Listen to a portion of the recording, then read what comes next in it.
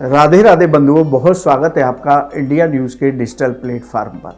बंधुओं, इस वीडियो में हम बात करेंगे शनि के राशि परिवर्तन की। देखिए, इस साल शनि राशि परिवर्तन कर रहे हैं। वो अपनी मूल त्रिकोण राशि कुंभ को छोड़ करके देवगुरु बृहस्पति की राशि में प्रवेश करेंगे। 29 मार्च को शनि राशि परिवर्तन करेंगे। देखिए बंधुओं, शनि हमारे नवग्रह में प्रमुख ग्रह हैं। शनि की जब भी महादशा आती है, ढैया या साढ़े साती, या शनि जब भी राशि परिवर्तन करते हैं तो इसका प्रभाव सभी राशि के जातकों पर पड़ता है।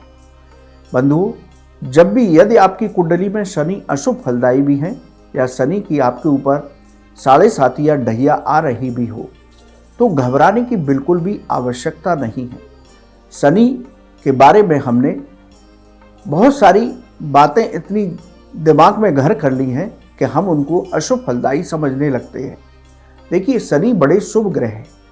शनि यदि व्यक्ति के जीवन में आते हैं किसी भी स्वरूप में तो उनका स्वागत करना चाहिए। शनि जब भी आपके घर में आते हैं महादशा के रूप में तो आपको भगवत भक्त बना करके जाते हैं।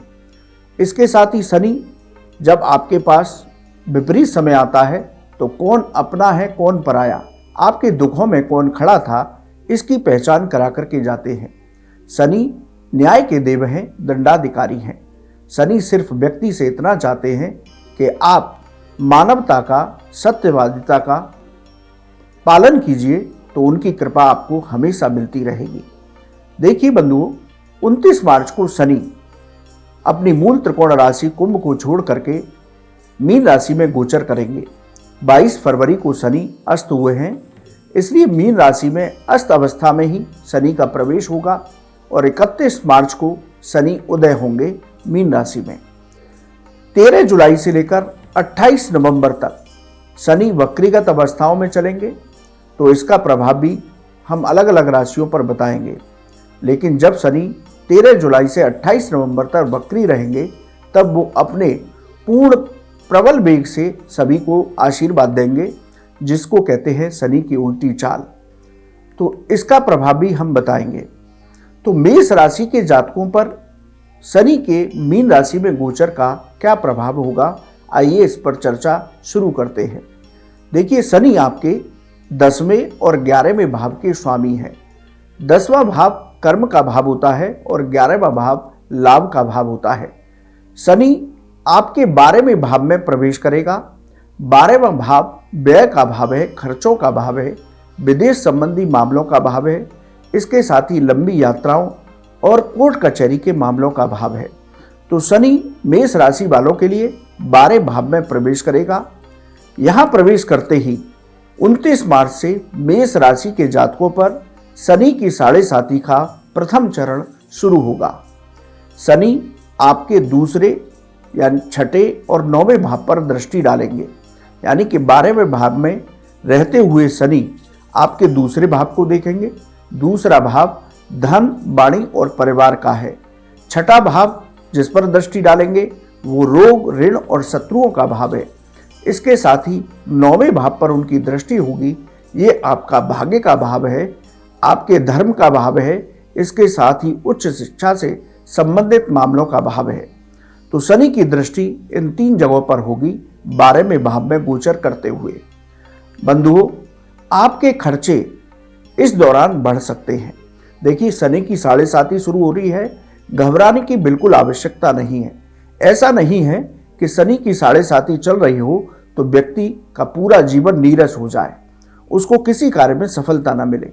ये सब एक भ्रम की स्थितियां हम बना लेते हैं।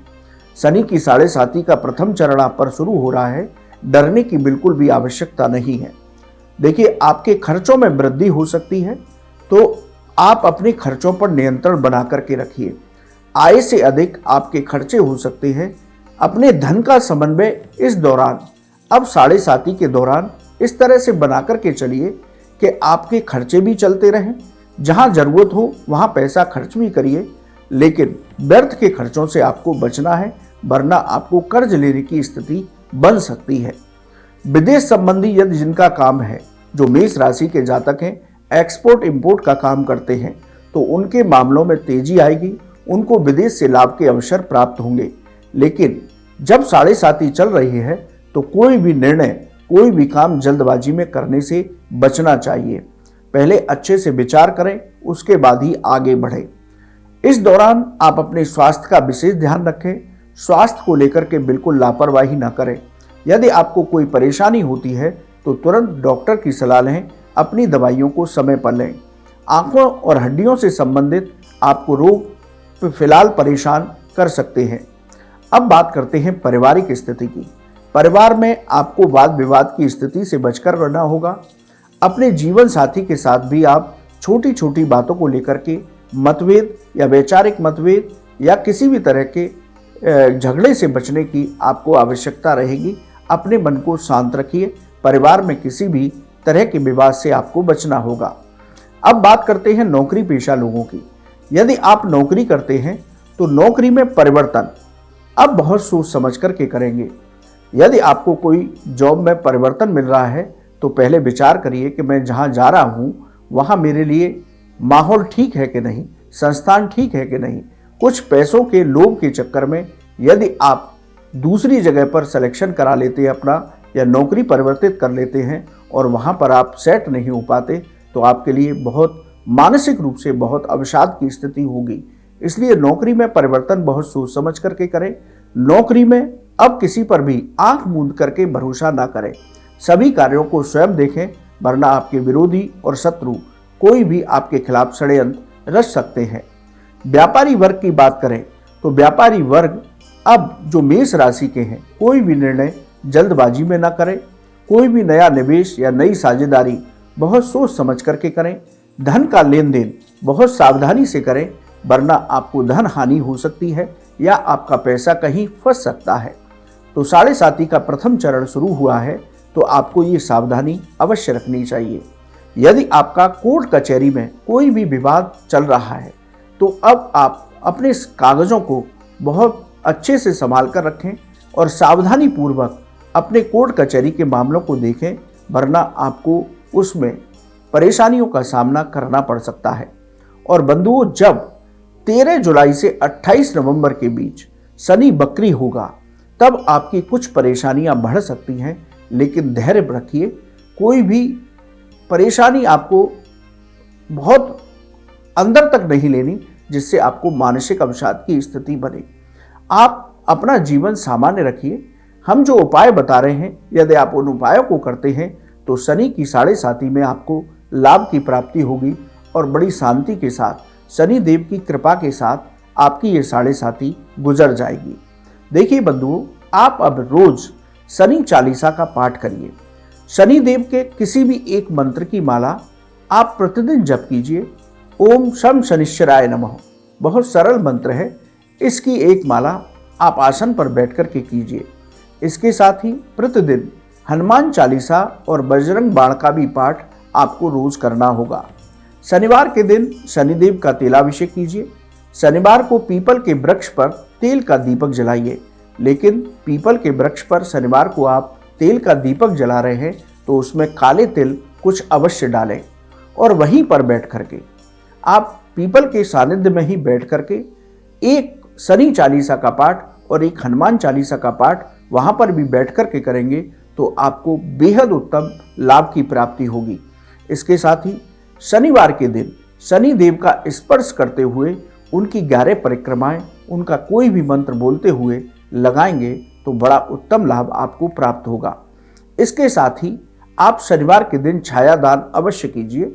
छायादान क्या कि एक कटोरी में कुछ तेल लीजिए, उसमें एक दक्षिणा के रूप में सिक्का डालिए और 11 बार मंत्र बोलते हुए अपना चेहरा उस तेल के अंदर, यानी जो कटोरी में तेल है उसमें देखते हुए बोलिए और इस तेल को किसी गरीब को दान दे दीजिए। इसको छायादान कहते हैं। यदि कोई गरीब ना मिले तो पीपल के वृक्ष पर इस तेल को चढ़ा सकते हैं। तो छायादान अवश्य कीजिए। गाय को गुड़ खिलाइए और गरीबों को अन्न का दान दीजिए। तो बंधुओं, शनि का मीन राशि में गोचर और आपकी मेष राशि पर 7.5 का शुरू होना बहुत उत्तम फलदायी होगा। शनि आप पर कृपा करेंगे, लेकिन जैसा मैंने कहा घबराने की बिल्कुल भी आवश्यकता नहीं है। आप केवल उपाय कीजिए और सकारात्मक ऊर्जा के साथ अपने कार्य क्षेत्र पर लगे रहिए। किसी भी गरीब और असहाय को किसी भी तरह से पीड़ित मत करिए। किसी के खिलाफ कोई भी गलत तरह का व्यवहार मत करिए। बड़ों का सम्मान कीजिए, तो शनि की ये 7.5 आपको लाभ दे करके अवश्य जाएगी। तो बंधुओं, आपको ये वीडियो कैसा लगा आप हमारे कमेंट बॉक्स में लिखें। या ज्योतिष और धर्म से संबंधित कोई भी सवाल है तो आप हमारे कमेंट बॉक्स में लिखिए, हम उसका जवाब अवश्य देंगे। आप हमारे चैनल पर जुड़े, आपका बहुत बहुत धन्यवाद। राधे राधे।